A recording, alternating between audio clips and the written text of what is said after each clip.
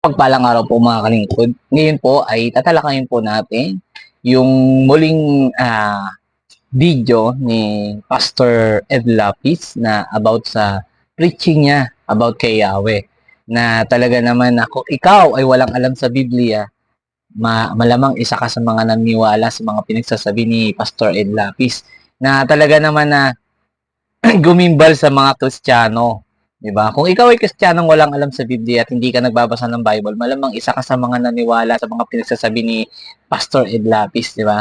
Mga kalingkod, bilang mananampalataya ng ating Panginoon, importante pa na may alam tayo sa salita ng Diyos upang pag may lumabas na mga bulaang propeta or mga nagtuturo ng mali, alam natin kung tama ba o mali yung pinagsasabi ng pastor o sino man ang magpipreach ng mga about sa salita ng Panginoon. Kaya importante po na sa bawat pinapakinggan natin at sa bawat mga pinapanood nating preaching, tignan po natin kung bumabase po ba talaga ito sa sinasabi ng Biblia at yung buong context po. Huwag lang po tayo tumingin sa isang verse, kundi tignan po natin yung sinasabi ng buong chapter kung bakit ba nangyari yon or nasabi yung verse na yun para hindi po tayo maakay sa mga mali or mga interpretasyon na hindi naman tama, di ba? Kaya mga kalingkod, iba pa rin po ang may alam sa salita ng Panginoon.